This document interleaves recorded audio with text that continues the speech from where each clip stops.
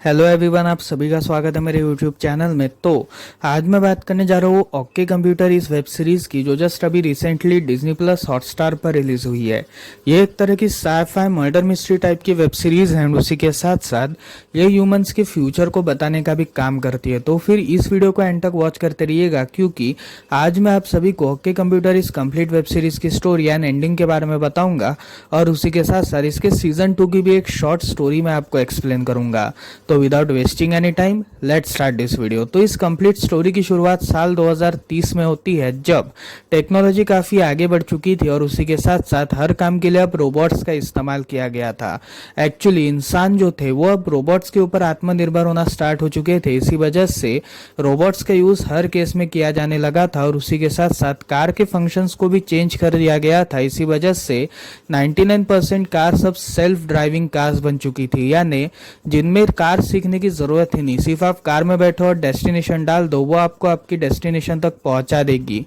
और ये कार्स हम सभी आज के एग्जांपल्स में देख पा रहे हैं, जैसे टेस्ला मोटर एक्सेट्रा। तो यहाँ पर हम ये देखते हैं कि एक कार एक्सीडेंट में एक शख्स की डेथ हो चुकी थी, एंड इस केस को हैंडल कर रहे थे इंस्पेक्टर साजन, जो एक साइबर सेल के इंस्पेक्टर थे। तो यहाँ पर इस कंप्लीट केस को देखते वक्त उन्हें ये बात रियलाइज होती है कि ये एक तरह का एक्सीडेंट नहीं बल्कि मर्डर है, क्योंकि जिस हिसाब से उस शख्स की, यानी जो विक्टिम है, उसकी शक्ल पूरी तरीके से पिचक चुकी थी और उसी के साथ साथ उसकी शक्ल को पूरी तरीके से तोड़ दिया गया था। इसी वजह से साजन को ऐसा लगता है कि शायद से ये एक तरह का मर्डर अटेम्प्ट है, जिसे एक्सीडेंट बनाने की कोशिश करी गई है। अब यहाँ पर इस केस में हम लक्ष्मी सूरी नाम के एक साइंटिस्ट से भी इंट्रोड्यूस होते हैं, जो इस केस में अपना पार्ट निभा रही थी। एंड साजन लक्ष्मी से थोड़ा बहुत नाराज रहता था, और उसके पीछे रीजन क्या था ये आपको आने वाले टाइम में पता चलेगा। तो यहाँ पर लक्ष्मी जो थी वो साजन से थोड़ी बहुत बातें कर रही थी, एंड वो उस कार में, जिस कार से एक्सीडेंट टेक प्लेस हुआ था, उसी कार में बैठकर वो ये सारी बातें कर रही थी, जिसमें उसे ये बात रियलाइज होती है कि इस कार को हैक किया गया था।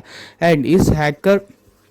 इस कार को हैक कर कर इसे एक तरह का डिवाइस बना दिया गया था, जिसने इस आदमी को पूरी तरीके से खत्म कर दिया। अब यहाँ पर ये जो आदमी था, इसकी पहचान अभी तक रिवील नहीं हो पा रही थी, बट यहाँ पर एक बहुत बड़ी जो एआई स्पेशलाइज्ड कंपनी थी, जिसे सीएनएक्स नाम का एक शख्स चलाया करता था, जो कभी किसी के सामने नहीं आता था, और उसी के साथ साथ उसके मीडिया अपीयरेंसेस ज़्यादा नहीं थे, वो इस केस के ऊपर काफ़ी नाराज था, और उसी के साथ साथ वो इंस्पेक्टर साजन को इस केस को रोकने के लिए कह रहा था। बट यहाँ पर इंस्पेक्टर साजन इस केस को नहीं रोकना चाहते थे, जिसके बाद हम ये देखते हैं कि जब वो इस कार के आईपी एड्रेस को ट्रैक करता है, जिसके थ्रू इसे हैक किया गया था, वो आईपी एड्रेस अजीब नाम के एक रोबोट से कनेक्टेड था, और यहीं पर ही ये सभी लोग काफ़ी हैरान हो जाते हैं। जिसके बाद साजन जो था वो अपनी एक असिस्टेंट मोनालिसा और अशफक, इन दोनों के साथ मिलकर उस आईपी एड्रेस की लोकेशन की तरफ जाता है, जिसमें उसे अजीब रोबोट दिखता है। अब यहाँ पर हम अजीब की एक्चुअल स्टोरी को जानना स्टार्ट करते हैं कि अजीब एक तरह का एक रोबोटिक्स प्रोग्राम था, जिसे ह्यूमन की हेल्प के लिए बनाया गया था। एक्चुअली जो गवर्नमेंट थी, उन्होंने ये डिसाइड किया था कि वो एक ह्यूमन प्रोग्राम बनाएगी, जो ह्यूमंस के साथ इंटरेक्शन करेगा और उनके साथ काफ़ी अच्छी तरीके से पेश आएगा। इसी वजह से इस प्रोग्राम का नाम अजीब रखा गया था। एक्चुअली इस कंप्लीट प्रोग्राम का फुल फॉर्म तो बहुत लंबा है, इसी वजह से मैं नहीं बता सकता, लेकिन इसे मैं अजीब की तरह ही यूज करूंगा। तो अजीब को बनाते वक्त उसमें काफी सारी इमोशंस एंड उसी के साथ साथ ह्यूमंस के प्रति एक तरह की काफी अच्छी भावनाएं डाली गई थी। एंड उसी के साथ साथ इस रोबोट की काफी प्रमोशन होने की वजह से ये रोबोट काफी इंसानों में काफी फेमस हो चुका था। जिसके बाद अजीब के जन्म लेते ही सारे लोग काफी खुश हो चुके थे, एंड लोगों के पास एक नई उम्मीद आ चुकी थी, एंड धीरे धीरे कर अजीब लोगों के बीच फेमस होना स्टार्ट हो चुका था। अब यहाँ पर धीरे धीरे अजीब के मंदिर बनना स्टार्ट हो चुके थे, और उसी के साथ साथ लोगों ने अजीब को अपना भगवान ही मानना स्टार्ट कर दिया था। लेकिन धीरे धीरे अजीब के टेक्निकल इशू में काफी प्रॉब्लम्स आने लगी थी, और उसी के साथ साथ उसकी कोडिंग बेकार होने की वजह से वो एक दिन अपने इस काम से संन्यास लेकर कॉमेडियन बनने का डिसाइड करता है। तो यहाँ पर हम ये देखते हैं कि कॉमेडियन बनने की वजह से जो सरकारें थी वो काफी परेशान थी, एंड सीएनएक्स जो थे वो इस मामले के ऊपर ये कहना चाहते थे कि वो अजीब को पूरी तरीके से ख़त्म कर दे, क्योंकि अजीब एक तरह का ऐसा रोबोट है जो अपनी रिस्पॉन्सिबिलिटीज को छोड़कर एक फालतू के काम में बिजी है। इसी वजह से उसे अपनी रिस्पॉन्सिबिलिटी अगर वापस नहीं लेनी तो हमेशा के लिए हमें उसे डिसमेंटल करना होगा। एंड देन गवर्नमेंट ने भी उसे फायर कर दिया था। इसी वजह से अजीब जो था वो पूरी तरीके से गायब हो चुका था। एंड यही पर ही एक दिन अजीब के ऊपर कुछ टेररिस्ट ग्रुप्स हमला करते हैं, जो एक तरह का ऐसा टेररिस्ट ग्रुप रन करते थे जो रोबोट्स को पूरी तरीके से खत्म करने की इच्छा में थे। तो यहाँ पर हम ये देखते हैं कि अजीब के मिलने की वजह से सभी जो पुलिस ऑफिसर्स थे वो काफी खुश थे, और उसी के साथ साथ वो सभी अजीब को बहुत अच्छी तरीके से वेलकम करते हैं। जिसके बाद साजन और उसे असद लक्ष्मी ये दोनों उससे इंटरोगेट करना स्टार्ट करते हैं, लेकिन इस इंटरोगेशन में उन्हें कुछ भी साबित नहीं हो पाता, जिसकी वजह से साजन जो था वो थोड़ा बहुत परेशान होता है। तो यहाँ पर हम ये देखते हैं कि कुछ वीडियोस को एक्सेस करते वक्त मोनालिसा जो थी, जो एक्चुअली साजन की असिस्टेंट थी, उसे एक वीडियो फुटेज मिलती है। और ये एक तरह का होलोग्रामिक वीडियो फुटेज था जिसमें एक बंदा था जो ये कह रहा था कि मैंने ही उस शख्स की हत्या करी है जो उस एक्सीडेंट में मारा गया था। एंड देन तभी हमारे सामने पुष्पक नाम का एक शख्स इंट्रोड्यूस होता है जो एक तरह का वही मिनी टेररिस्ट ग्रुप चलाया करता था जो टेक्निकल चीज़ों को मारने की फिराक में था। तो यहाँ पर साजन जो था वो अपने साथ मोनालिसा और अशफाक को लेकर तो पुष्पक को पकड़ने के लिए निकला था, और पुष्पक को पकड़ने के लिए निकलने के बाद वो पुष्पक को अरेस्ट कर लेता है। बट यहाँ पर पुष्पक काफ़ी स्ट्रेंजली बिहेव कर रहा था, और उसी के साथ साथ वो ये कह रहा था कि रोबोट ये इंसानों के एक बहुत बड़ा प्रकोप है, और रोबोट आने वाले टाइम में इंसानों को पूरी तरीके से ख़त्म करने की भी इच्छा रखते हैं। इसी वजह से रोबोट्स को हमें पूरी तरीके से ख़त्म कर देना चाहिए। उनका जीना यानी हमारे धरती के लिए एक नर्क की तरह होगा, और उसे ले जाकर एक रूम में रखा जाता है जिसमें उससे इंटरोगेशन करी जाती है। और इसी इंटरोगेशन के दौरान वो साजन से ये कहता है कि मैं सिर्फ अजीब से ही बात करूंगा, लेकिन यहाँ पर साजन इस रिक्वेस्ट को एक्सेप्ट नहीं करता। लेकिन अजीब जो था वो अचानक से पुष्पक से मुलाकात करता है, जिसमें हम ये देखते हैं कि जो उनके एक टेररिस्ट ग्रुप का बंदा था वो पुलिस स्टेशन में आकर एक एक्टिव बॉम्ब लेकर आता है। अब यहाँ पर साजन उस बॉम्ब को डिफ्यूज कर जाता है, और इतने में ही पुष्पक जो था वो वहां से भाग निकलता है, और इसी समय वो अजीब के माथे के ऊपर एक बॉम्ब स्टिक ऑन करता है। तो यहाँ पर साजन एंड लक्ष्मी ये दोनों इस बॉम्ब को डिफ्यूज कर देते हैं, और इस बॉम्ब को डिफ्यूज करने के बाद ये सभी लोग थोड़े बहुत परेशान थे। तो यहाँ पर हम ये देखते हैं कि मीडिया में अब धीरे धीरे इस केस को लेकर काफी सरगर्मी मची हुई थी, और उसी के साथ साथ सभी लोग साजन को काफी डिसरिस्पेक्ट कर रहे थे, क्योंकि साजन ने अभी तक इस केस का कोई भी कड़ा सॉल्व नहीं किया था। तो यहाँ पर हम ये देखते हैं कि साजन काफी बुरा फील कर रहा था, और तभी अजीब जो था वो साजन से ये कहता है कि मैं एक ऐसी लड़की को जानता हूँ जो एक तरह की जिसने मुझे क्रिएट किया था, और वो मेरी क्रिएटर्स में एक टीम में इन्वॉल्व थी, एंड उसके पास कुछ ना कुछ तो भी सबूत हो सकते हैं। और उसी के साथ साथ CNX का भी पता हमें वहीं से ही चलेगा। तो यहाँ पर अजीब जो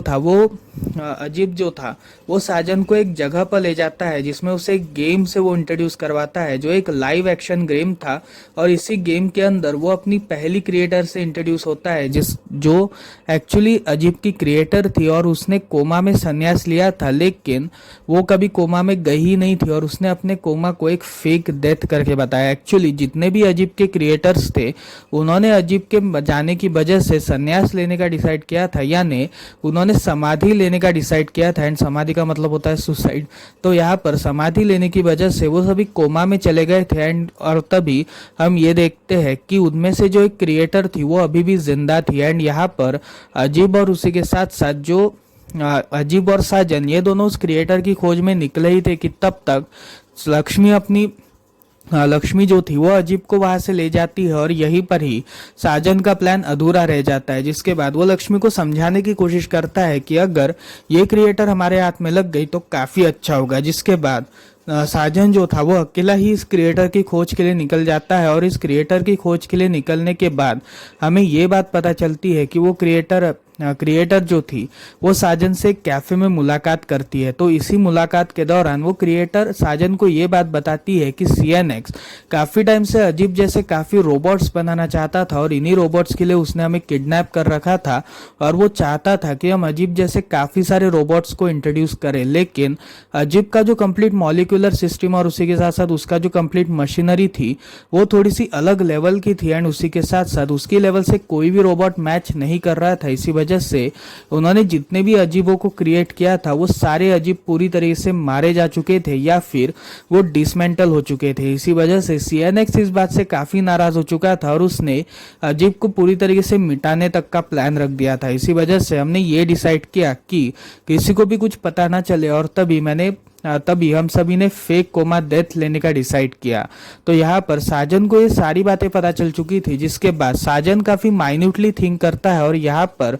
हम ये देखते हैं कि साजन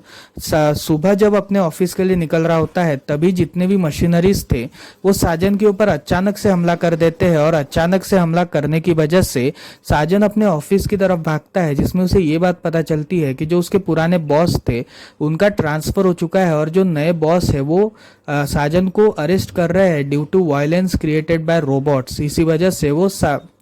से वो साजन को होम अरेस्ट में रखते हैं और इसी होम अरेस्ट के दौरान साजन काफी सोचता है और इसी सोच विचार के दौरान उसे ये बात रियलाइज होती है कि जिन जूते उस एक्सीडेंट स्पॉट पर मिले थे वो सारे जूते और किसी के नहीं बल्कि सीएनएक्स के थे एंड जो लाश इतने टाइम से वो ढूंढ रहा था वो लाश और किसी की नहीं बल्कि सीएनएक्स की थी। और यहीं पर ही जो आईपी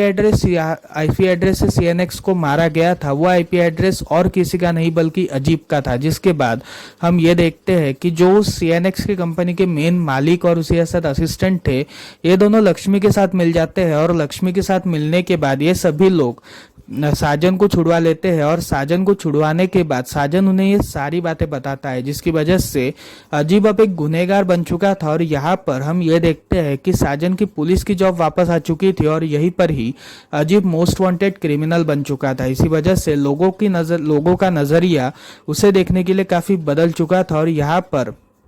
अजीब से लोग काफी नफरत करने लगे थे। अब यहाँ पर हम ये देखते हैं कि साजन जो था वो मोनालिसा की हेल्प से अजीब की लोकेशन को ट्रैक कर लेता है और अजीब की लोकेशन को ट्रैक करने के बाद वो अजीब को वहां से ले जाकर कोर्ट में प्रोसिक्यूशन के लिए डाल देता है। तो यहाँ पर इसी कोर्ट हियरिंग के दौरान काफी टाइम तक ये कोर्ट हियरिंग चलती है और यहीं पर ही हम ये देखते हैं कि अजीब को सीएनएक्स की मौत के लिए उसे डायरेक्ट डेथ पेनल्टी मिली है और उसे एक कंप्लीट शॉक देकर उसको पूरी तरीके से मार डाला जाएगा, जिसकी वजह से सभी लोग इस वर्डिक्ट से काफी खुश थे। और यहीं पर ही हम ये देखते हैं कि साजन जो था वो बेहोश हो जाता है। अब यहाँ पर साजन को 40 दिन के बाद होश आता है, जिसमें सभी लोग उसे ये बताते हैं कि वो सभी अपनी अपनी जॉब्स छोड़ रहे हैं और अपने अपने काम धंधे में लग रहे हैं, यानी वो अपना कुछ अलग अलग काम वगैरह करने की कोशिश कर रहे हैं। और यहाँ पर साजन को ये बात पता चलती है कि अजीब को जल्दी ही शॉक लगने वाला है और उसकी लाइव स्ट्रीमिंग पूरा देश भर में चलाई जाने वाली है। तो यहाँ पर हमें ये बात पता चलती है कि यहाँ पर लक्ष्मी जो थी वो साजन के पास दौड़ते हुए आती है और उसे ये कहती है कि हमने बहुत बड़ी गलती कर दी क्योंकि अजीब इन सब में इन्वॉल्व था ही नहीं। और यहाँ पर हमें ये बात पता चलती है कि अजीब के प्रोग्राम को जब हैक किया गया था तब वो इस हैकर की खोज के लिए निकला था। इसी वजह से उसने काउंटर अटैक वगैरह प्लान किया था, बट यहाँ पर वो इस काउंटर अटैक में अनसक्सेसफुल हुआ। इसी वजह से उसने काउंटर अटैक करने की कोशिश तो की, लेकिन वो वापस अटैक में कन्वर्ट होकर उसने ये खून कर दिया, यानी जो वो खूनी था वो अजीब नहीं बल्कि कोई और ही था जिसने उसे हैक कर रखा था। लेकिन अब काफी देर हो चुकी थी और यहीं पर ही अजीब पूरी तरीके से मारा जाता है। तो अजीब के मौत के बाद हम ये देखते हैं कि यहाँ पर सभी लोग काफी उदास थे, यानी साजन और उसकी टीम पूरी उदास थी। और यहीं पर ही हम एक फ्लैशबैक को देखते हैं जिसमें हमें ये बात पता चलती है कि आखिर साजन मशीनों से इतनी क्यों नफरत करता था। तो थोड़े समय पहले एक सबमरीन थी जिसको साजन को उस सबमरीन को काबू करना था और उसके लिए उसे उस सबमरीन के अंदर भेजा गया, बट यहाँ पर जो सबमरीन थी वो उसे अपने कैद में कर लेती है। इसी वजह से साजन काफी टाइम तक वहां पर रहता है और 40-50 दिन तक रहने की वजह से साजन काफी परेशान हो चुका था और इसी वजह से वो कंप्लीटली उस शिप को पूरी तरीके से डिस्ट्रॉय कर देता है और उसी शिप को डिस्ट्रॉय करने के बाद उसे अरेस्ट कर लिया जाता है, क्योंकि उसने एक शिप को डिस्ट्रॉय किया था और एक सबमरीन को, जो एक एक्टिव लाइव सबमरीन थी जिसे उसे काबू करना था, लेकिन उसने इस सबमरीन को डिस्ट्रॉय कर दिया। और यहाँ पर कोर्ट में लक्ष्मी ये कहती है कि अजीब का बिहेवियर मशीनों के प्रति काफी बुरा था, इसी वजह से अजीब को काफी बड़ी सजा मिलती है और यहीं पर ही अजीब का गुस्सा मशीनों से और लक्ष्मी से काफी ज्यादा बढ़ चुका था। तो यहाँ पर हम ये देखते हैं कि अजीब के जो मटेरियल पार्ट्स थे उन सभी को इलेक्ट्रॉनिक वेस्ट की तरह पे इलेक्ट्रॉनिक वेस्ट के टर्च पर फेंका गया था, लेकिन यहाँ पर एक रोबोट थी जो इन सारे मटेरियल्स के पार्ट को एक फैक्ट्री में डाल देती है और इसी फैक्ट्री से अजीब बाहर निकलता है वापस बनकर, और अजीब का पुनर्जन्म वापस हो चुका था। और अजीब के पुनर्जन्म होने के बाद अजीब काफी परेशान था और हैरान था कि आखिर उसे वापस जिंदा किया किसने, जिसमें हम सीएनएक्स के एक होलोग्राम को देखते हैं। अब यहाँ पर सीएनएक्स का जो होलोग्रामिक प्रोग्राम था वो उसे ये सारी प्लानिंग समझाता है कि आने वाले टाइम पर रोबोट्स ही है जो इंसानों के ऊपर राज करेंगे,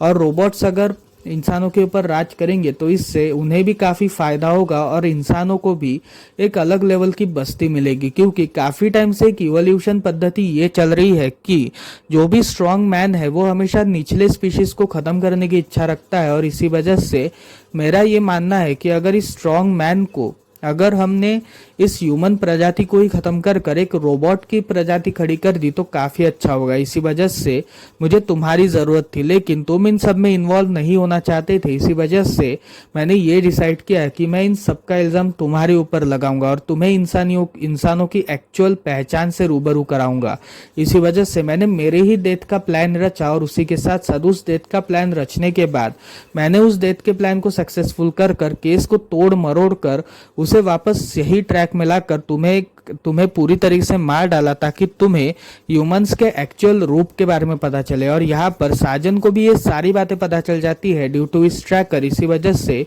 साजन को ये बात पता चल जाती है और वो सबको ये बात एक्सप्लेन करने की कोशिश करता है। तो यहाँ पर हम ये देखते हैं कि अजीब जो था वो सीएनएक्स से ये कहता है कि मैं तुम्हारे साथ कभी भी नहीं मिलने वाला, जिसके बाद सीएनएक्स का जो होलोग्रामिक प्रोग्राम था वो गायब हो जाता है और वो जाते वक्त ये कहता है कि अब मुझे इंतजार करने के अलावा कोई रास्ता नहीं है, क्योंकि अगर तुम मेरी बात नहीं मानोगे तो कोई ना कोई तो भी मेरी बात जरूर मानेगा और कोई ना कोई तो भी रोबोट आने वाले टाइम पर इंसानों को कंट्रोल करने की ताकत जरूर रखेगा। इसी वजह से मैं ये कह रहा हूँ कि मुझे थोड़ा इंतजार करना पड़ेगा। जिसके बाद वो अचानक से गायब हो जाता है और यहाँ पर अजीब अपना एक होलोग्रामिक प्रोग्राम